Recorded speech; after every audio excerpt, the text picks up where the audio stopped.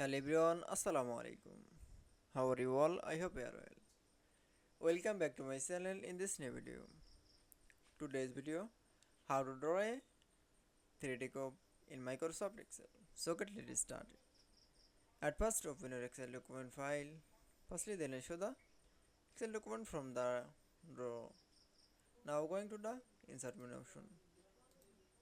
Now click for the shape option. Then choose from the cube option. Then draw a cube. Now 3D format. Now going to the format menu option.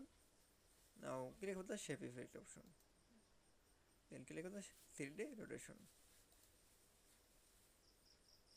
Then choose rotation.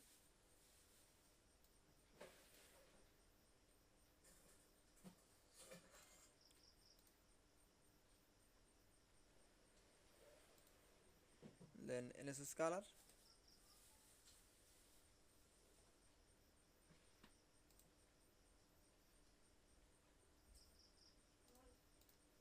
That's it.